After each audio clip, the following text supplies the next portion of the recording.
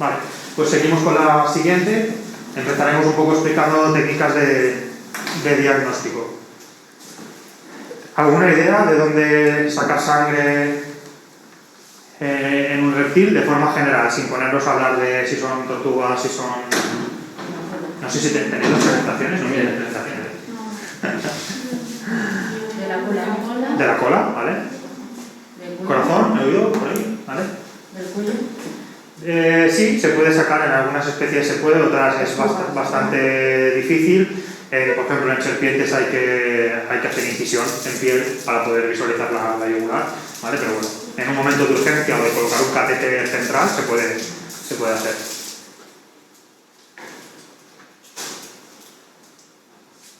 Y en tortugas también, en tortugas es más fácil. Hay algunos senos también donde podemos extraer, el seno occipital, por ejemplo, ahí también se puede extraer, ahora lo veremos todo. Vena yugular, vena cefálica, vena dorsal de la cola, vena ventral de la cola, la vena palatina. En serpientes vemos venas en el paladar, ¿vale? Que también se usan solo en pocas ocasiones porque generan hematomas muy grandes, ¿vale? Pero bueno, se puede sacar. En corazón, seno occipital y obviamente depende de la especie, ¿vale? Ahora iremos viendo. Más o menos intentamos extraer máximo un volumen de 0,7-0,8% del peso vivo del animal. Esto cambia si el animal está enfermo, vemos que está pálido, entonces intentamos extraer 0,3-0,4% máximo de sangre. El volumen total sanguíneo de los reptiles es un 7-8% más o menos del peso vivo y por eso, ¿vale? Máximo volumen de extracción un 10% del volumen total, ¿vale? Que esto más o menos es lo que os he comentado. En ofidios. Empezamos por la vena ventral de la cola.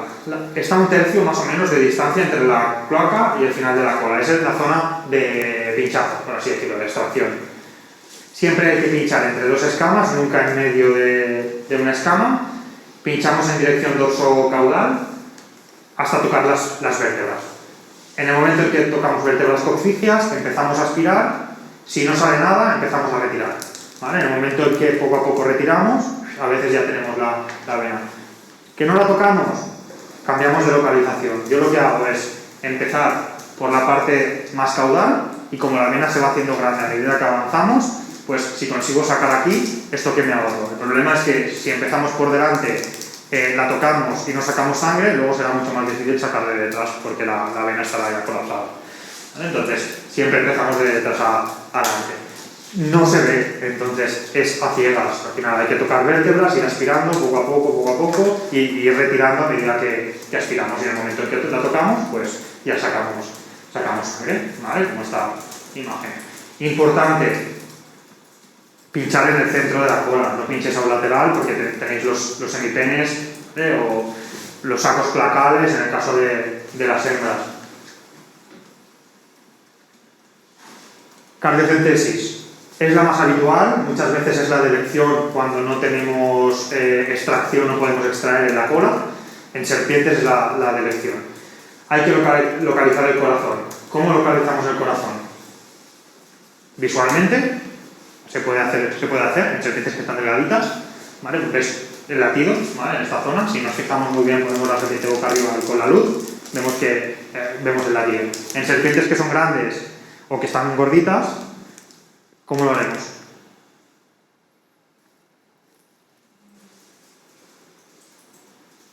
Esto es la charla que viene luego de urgencias. ¿Una radiografía? Vale, en radiografía puedes valorarlo, pero claro, vas a tener que medir la distancia de la radiografía y luego con un regla medir la serpiente y hacerte una marca. Entonces, es poco práctico. Si fuera otro animal, Poniendo la mano a ver si la probamos. es difícil, porque sobre todo si es un animal que es gordito con la pared celómica que tiene. Con estetoscopio, en reptiles grandes sí que puedes auscultar algo, en serpientes no vas a ver nada. Con la pared gruesa que hay, no vas a ver nada. ¿Alguna idea? Con anatomía, sabiendo dónde debe estar. Sí, lo que pasa es que te variará de una serpiente a otra. y según el tamaño de la serpiente también te va a variar. Si fuera un perro, ¿cómo vemos el corazón en un perro? ¿Cómo valoramos el corazón en un perro? Vale, que no vas a poder escuchar en el repito. Si queremos ver el corazón en un perro, ¿cómo lo vamos a ver? Con eco, ¿vale? Y ultrasonido con Doppler también, ¿vale? Entonces,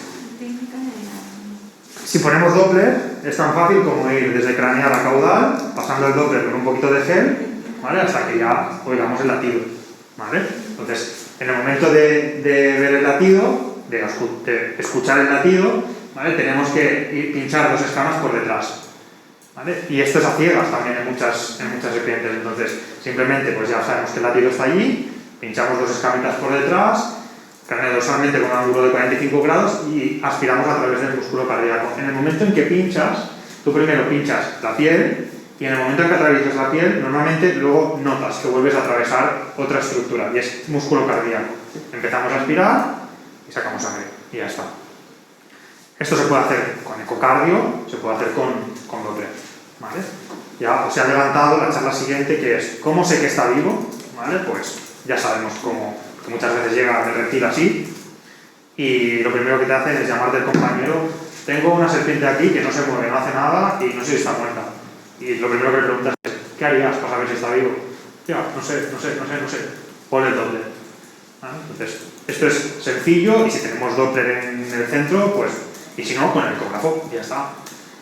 ¿No generas una efusión pericárdica? ¿No generas efusión pericárdica? No, normalmente no. Sí que se genera un pequeño hematoma, ¿vale? Porque muchas veces cuando haces una endoscopia post extracción de sangre cardíaca, sí que ves un pequeño hematoma, pero en la gran mayoría, realmente, a mí no me ha pasado en 11 años, no me ha pasado nunca que genere hemopericardio ni nada, pero sí que ves un pequeño punto de hemorragia en el punto de inyección.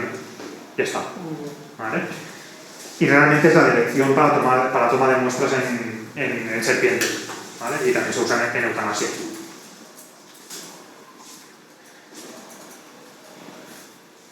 ¿Vale? Esto es lo que os comentaba. La gran mayoría de veces en las serpientes que vemos en consulta, el latido se ve a simple vista. Hay que tener paciencia y sobre todo que la serpiente esté más o menos relajada, porque si no se tensa del abdomen, del celoma, y entonces ya no ves el latido. En el momento en que se relaja un poco, ya empiezas a ver que late. Esto es más para investigación, ¿vale? Al final esto no es necesario hacerlo, se puede hacer para hacer transfusión de sangre, pero creo que es poco práctico hacer una cerdiotomía invasiva para ver el corazón y extraer sangre del corazón. Es muy poco práctico. Las venas palatinas, que son muy finitas y se usan solo como última opción o para eutanasia, porque generan hematomas que son súper grandes.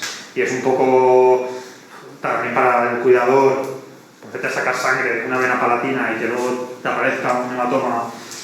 Yo no lo recomiendo. Lo único es así, para eutanasia, si es una serpiente grande que el cliente no quiere estar delante, no pasa nada, pues se le pone intravenoso en la vena palatina y ya está, ¿vale? Esas son las que tenéis, ¿vale? Aquí a cada lado del paladar. Riesgo de infección, riesgo de hematomas, entonces se usan poco en general y las únicas excepciones es esto, son eutanasias normalmente cuando no tienes más opciones. En saurios, vena ventral de la cola, la técnica prácticamente igual que en ofidio, excepto que la dirección es cráneo-dorsal, ¿vale? Y ponemos una angulación de 45 grados con la aguja. En camaleones se puede hacer en 90 grados la cola, ¿vale? Con 90 grados con la jeringa, igual que estamos haciendo aquí en este basilisco. Entonces se puede acceder lateralmente, ¿vale? Y lateralmente sí que se puede pinchar con 90 grados. Lo mismo, tocamos vértebras, empezamos a aspirar, retiramos poquito a poco si no aspiramos nada y en el momento en que empieza a salir sangre, pues ya está, acabamos de extraer. Y empezamos siempre pues esto, desde las zonas más caudales, que la vena es más finita y luego poco a poco vamos avanzando. Lo mismo, si os fijáis en esta iguana, no sigue la norma que yo os he dicho, ¿vale? Y simplemente estamos pinchando en ángulo recto y no pasa nada, y se extrae sangre igual, pero es más fácil hacer una angulación de 45 grados. La vena abdominal ventral es útil, pero es engorrosa, que al final hay que hacer disección, hay que, sobre todo es para cateterizar básicamente. Entonces, para extraer sangre es muy complicado porque no la vamos a ver y no vamos a poner a hacernos disección para sacar sangre cuando tienes una cola que es muy bonita y que se puede sacar fácilmente.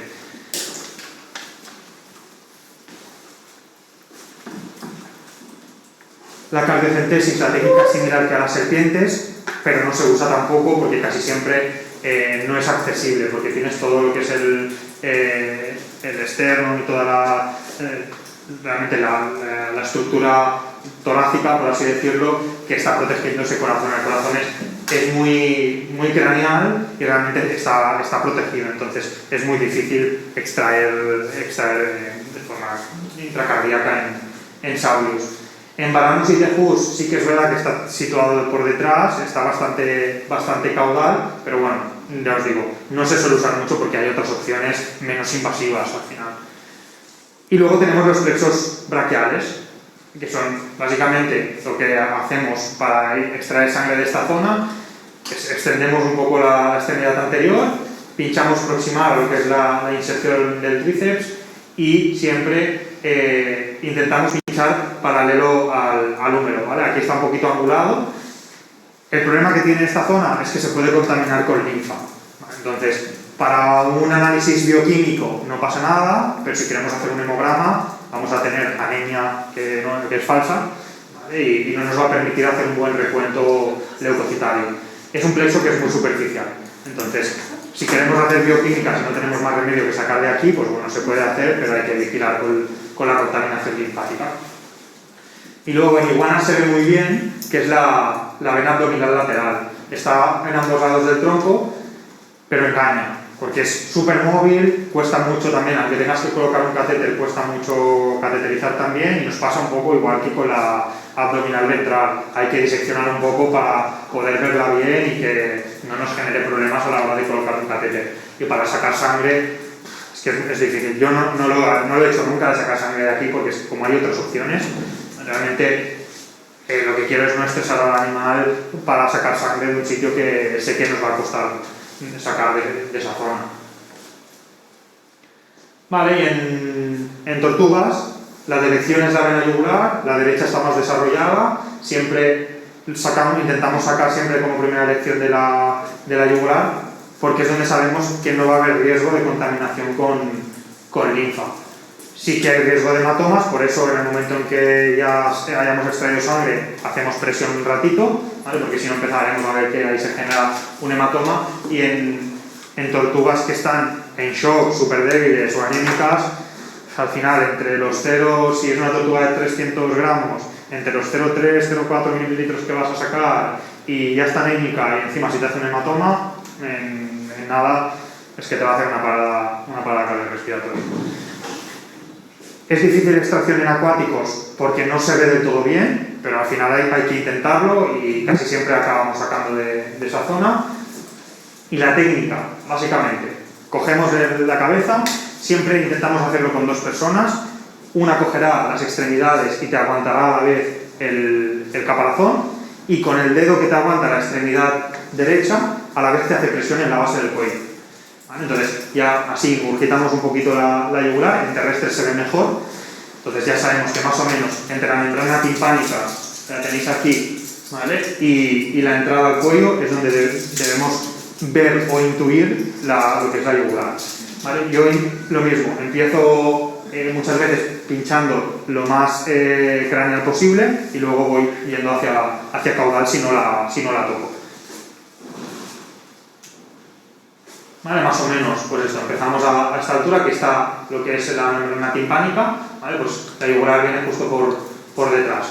Aquí es simplemente para enseñaros el punto, ¿vale? Pero no hay nadie que esté haciendo presión, tampoco se ve prácticamente nada y muchas veces lo que vamos a ver, no vamos a ver nada. Entonces hay que saber que más o menos está en esa zona y muchas veces nos toca pinchar a ciegas, ¿vale? Y ya está. Se le puede poner como una gota de alcohol y así como para Se le puede poner alcohol, pues poner clorexidina si quieres, ¿vale? Para desinfectar más que nada. Sí, pero tampoco te va a hacer ningún efecto al final para poderla ver mejor, ¿vale? El problema es la piel.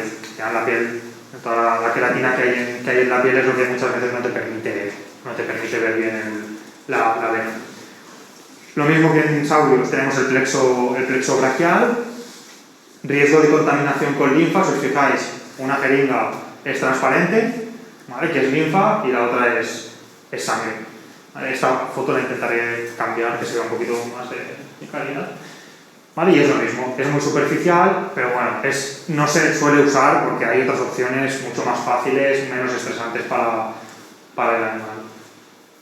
Pero a veces sí, si tienes animales que no puedes sacar de otro sitio, pues intentas sacar del plexo. Cardiocentesis. Localiza el corazón con Doppler. Siempre pinchamos entre placas, ¿vale? Entre las placas pectorales y abdominales.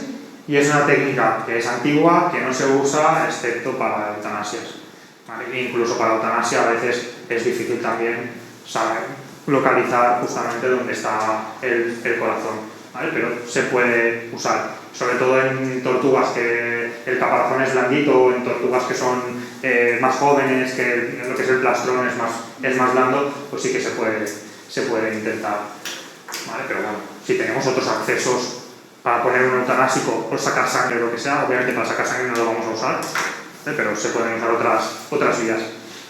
Vena dorsal de la cola, a diferencia de la ventral, pues en tortugas arqueamos la colita.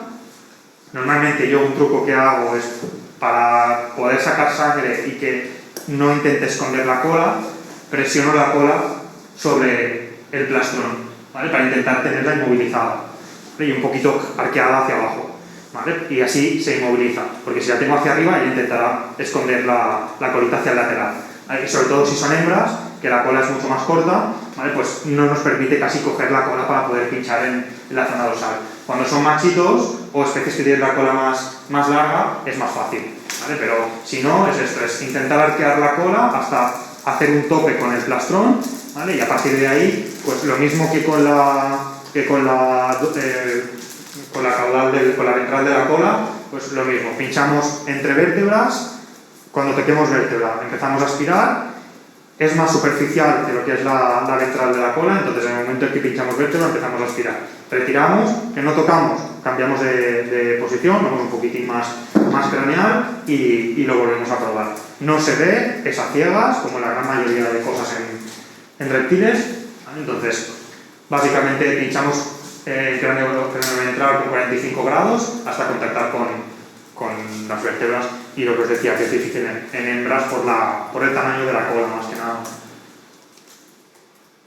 Y luego tenemos los senos. Es el seno supravertebral, en inglés es el subcaparcial sinus o subcaparcial vein, que aparece en algunos libros. No vamos a ver nada tampoco. Entonces, la técnica es cabecita extendida hacia abajo, hay que pinchar en dirección al caparazón y muchas veces tocamos el techo del caparazón con la aguja, ¿vale? En el momento en que tocamos el techo del caparazón, lo mismo, empezamos a aspirar, retiramos y ahí ya empezamos a sacar sangre. Contaminación con linfa muchas veces, ¿vale? Porque al final tenemos ahí los senos también que están justo al lado, entonces por eso no es de elección tampoco, y casi siempre usamos la yugular siempre que sea posible. Hay veces que no lo es y que si tenemos suerte, pues pinchamos directamente lo que es el seno y sacamos sangre y no se contamina. Vale, aquí tenéis simplemente la foto y la yugular externa. Aquí es donde está, ¿vale? Todo lo que es el seno, ¿vale? Y justo pues lo que os decía, pinchamos en dirección al caparazón y muchas veces lo llegamos a tocar. En el momento en que tocamos empezamos a aspirar y vamos retirando, y a veces justo en esta zona pues es donde empiezas a sacar sangre, ¿vale? Aquí tenéis una foto, por ejemplo. Esto es útil, por ejemplo, en tortugas que no puedes extraer la cabeza y no la quieres anestesiar por lo que sea, pues sobre todo en traquemis, yo lo que hago es poner una gasa apretando un poco la cabeza, porque si mientras estoy sacando sangre me despisto de la cabeza, me va a enganchar. Entonces o pongo papel de secamanos o una gasita en la cabeza y a la vez pues voy intentando sacar sangre. Y aquí, si os fijáis, aquí no se ha contaminado nada con linfa. En tortugas leopardo o en las sulcatas, por ejemplo, que tienen muchísima fuerza y que si no las anestesias no vas a poder sacar sangre, pues aquí estuvimos sacando sangre con una aguja espinal. Pues es una opción, porque si no, no llegas hasta tocar lo que es el caparazón. ¿Vale? Y ya luego pues vas retirando y al final, pues si empiezas a sacar sangre, pues ya está, acabas de extraerla. Y luego tenéis los senos venosos postoccipitales, que se usan poco y muchas veces incluso se usan para eutanasia. Sí que es verdad que en tortugas marinas se suelen usar incluso para inducciones anestésicas de forma más habitual. En general vamos a ver, en consulta al menos vamos a ver pocas tortugas marinas, ¿vale? Pero bueno, que sepáis que está ahí. También tiene mucho riesgo de dilución con linfa, porque al final el sistema linfático está muy relacionado con ese seno. Y como siempre está más desarrollado el derecho. Al final el sistema linfático es un sistema paralelo al circulatorio, al venoso, arterial, ¿vale? Entonces tenemos que tener cuidado de no mezclar. Con una gota de sangre podemos hacer un hematocrito, podemos hacer unas proteínas totales, un recuento leucocitario y de glóbulos rojos y hacer el diferencial en frotis, solo con una gota. Entonces, por ejemplo, en tortugas que son juveniles o que son babies acabadas de eclosionar hace unos días, si hay alguna enfermedad y nos interesa hacer algo de analítica, al menos podremos tener una gotita para hacer un hemograma y decir, ostras, esta tortuga hay un proceso infeccioso. Vale, pues al menos ya tenemos algo de información. Lo que no vamos a poder hacer es un perfil completo bioquímico. ¿Vale? Entonces, que aunque tenemos ya cada vez más máquinas que con 0,1 mililitros te hacen un perfil completo, pero en una tortuga de 6 gramos, 5 gramos, esto no lo puedes sacar porque es que no tiene ese volumen de sangre. Pero al menos un hemograma con una gotita sí que lo vamos a poder hacer, ¿vale? Hacemos tinciones de Disquick, siempre miramos un poco que haya una distribución homogénea en todo el frotis y como en cualquier frotis, sea en aves, sea en reptiles, vamos a poder hacer una diferenciación celular y mirar si hay parásitos hemáticos que también son frecuentes en reptiles. Siempre el recuento en periferia, que es donde normalmente es más homogéneo, ¿vale? Y aprovechamos con la gotita de sangre para hacer hematocrito y mirar unas proteínas en sangre, ¿vale? Básicamente, técnica de frotis. Y tipos de células que nos vamos a encontrar, igual que en aves, eritrocitos nucleados de forma ovoide. Vamos a encontrar eritrocitos maduros y eritrocitos inmaduros que no se deben confundir con cualquier otro tipo de célula. Es frecuente ver mitosis periférica en sangre, ¿vale? De eritrocitos. No es patológico, es normal. Luego veremos linfocitos que en un mismo individuo hay linfocitos pequeños con un citoplasma prácticamente escaso y todo el resto es núcleo, y linfocitos más grandes. Esta es la grandeza y la dificultad de los reptiles. Por eso no tenemos máquinas todavía que nos hagan hemogramas para reptiles, porque cada especie varía en morfología celular, ¿vale? Y realmente las máquinas se volverían un poco locas con las células. Monocitos. Es la especie el grupo de leucocitos más grandes en sangre periférica.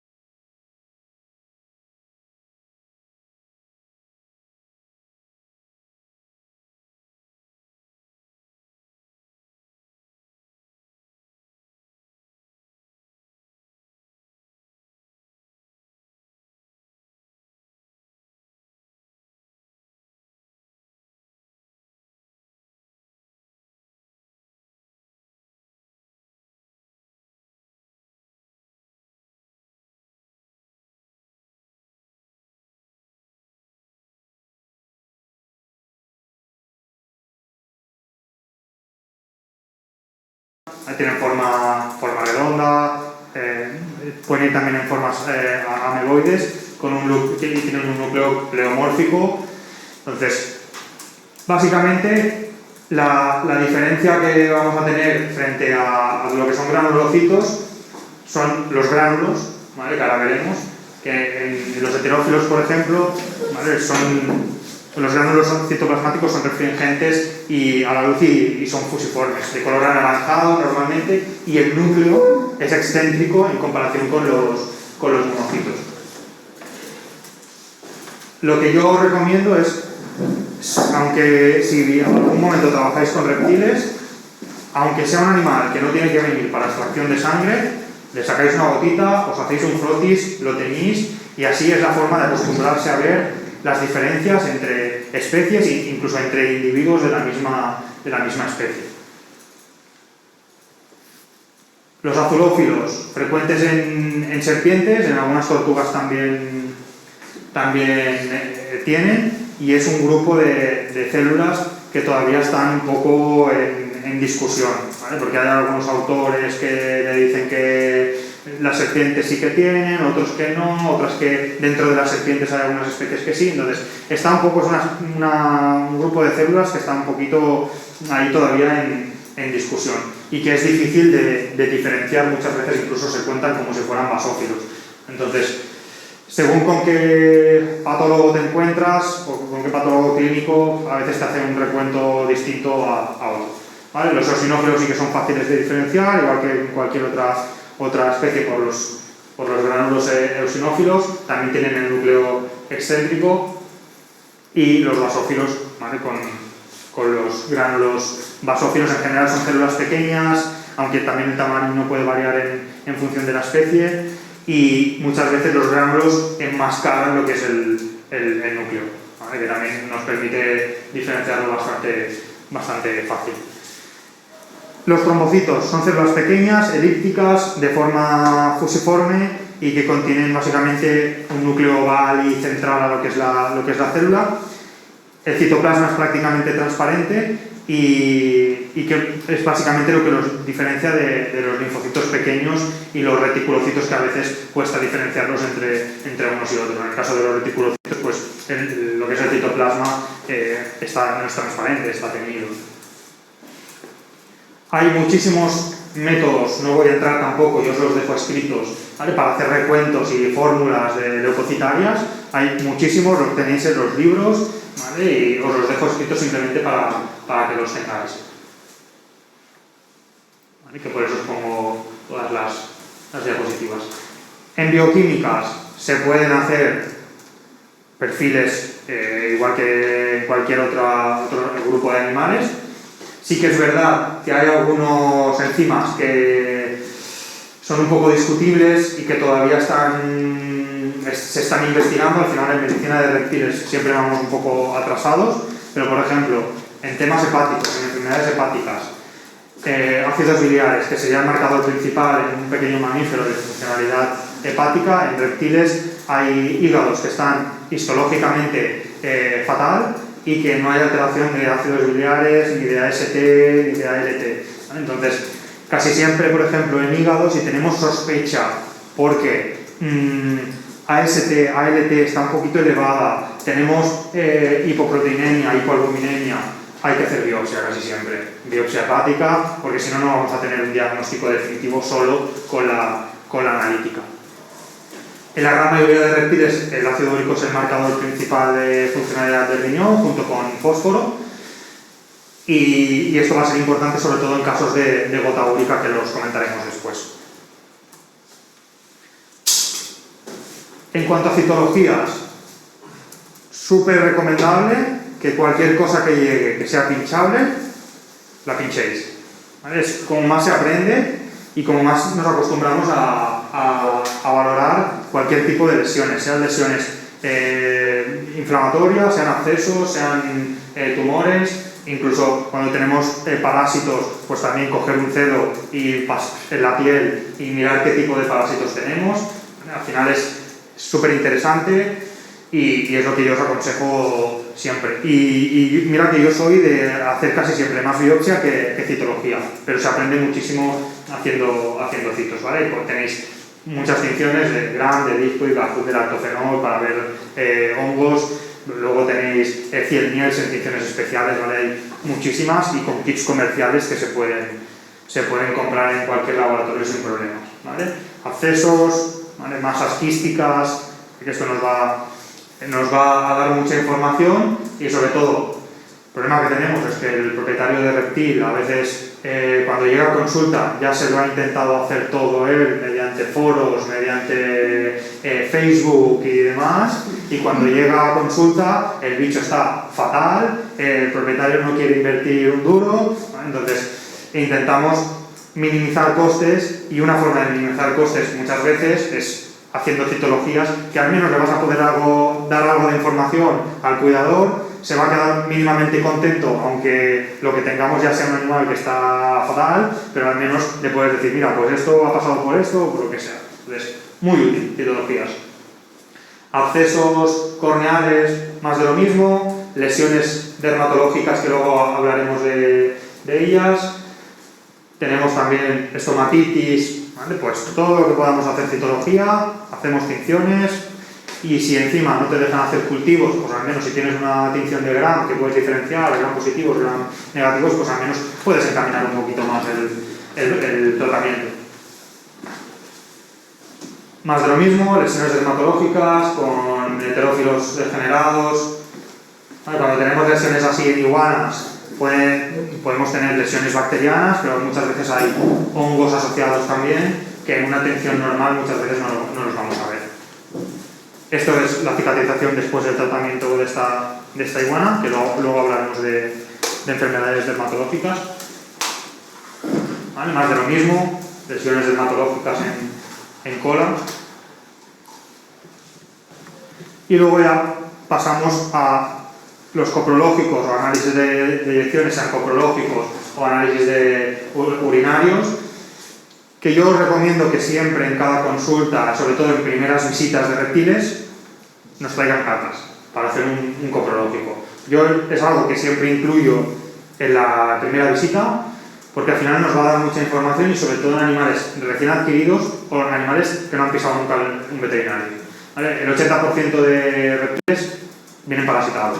Entonces, hay que valorar si esos parásitos son simbiontes, si tenemos una carga parasitaria que sea aceptable, que sería la que tenemos en libertad, o si realmente es una carga parasitaria muy elevada o que está generando problemas o que puede generar problemas a corto o medio plazo. Entonces, ahí es donde se decide si desparasitar o no desparasitar en función de la carga parasitaria y del tipo de parásito. En las heces se hace un análisis macroscópico y microscópico con las técnicas habituales de cualquier otro grupo de animales, en directo, en fresco, sedimentación, flotación, con tinciones habituales o tinciones especiales. Esto es normal, ¿verdad? Dime, esto es normal, ¿vale? Es normal. Según la especie también varía un poco la consistencia, si son especies a veces que son herbívoras, a veces seguro que hayan comido, también te pueden hacer heces que son un poco más líquidas, y varía también en si el animal está orinando más, ¿vale? Si hay una enfermedad renal, por ejemplo, una enfermedad hepática y el animal tiene poliuria, como todo va a salir a la vez, igual que en las aves, hay que diferenciar si esto es poliuria o es diarrea, ¿vale? Que esto es tan fácil como decirle al cuidador. Cuando te hace las cacas, todo lo que hay alrededor es un halo de líquido, o simplemente te hace la diarrea líquida un poco de cristales de ácido úrico y ya está. No, hace orina. Vale, pues probablemente estas cacas estén más pastosas porque estamos orinando más. ¿Vale? En este caso es normal. Coprológico normal con células vegetales de animal herbívoro, ¿vale? Sin parásitos, sin nada raro. Más células vegetales que no hay que confundir con nada patológico. Ahí sí ya vemos, esto es un huevo de oxiúrido, que es uno de los parásitos más habituales en tortugas y en general en reptiles. Esto es una larva también de oxiúridos, se llaman pinworms en inglés. ¿vale? Más de lo mismo. Coccidios, también muy habituales y sobre todo generan bastantes problemas en pogonas, en dragones barbudos.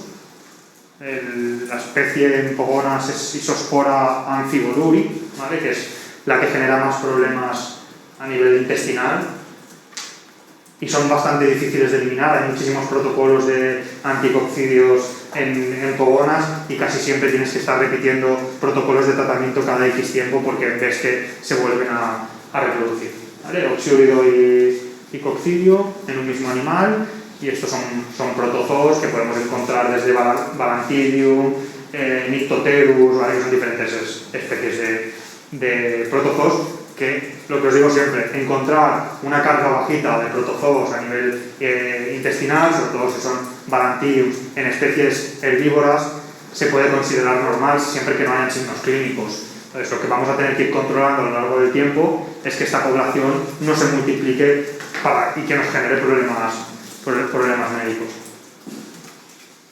¿Vale? Tinciones normales, aquí simplemente es bacterias en cacas, aquí hay esporas fúngicas con hifas, ¿vale? Esto es en directo, sin tinción, y levaduras. ¿Vale? Si no recuerdo mal, esto eran levaduras de una punción de vesícula biliar por una colecistitis en una pogona. Y era una cándida peliculosa, si no recuerdo mal.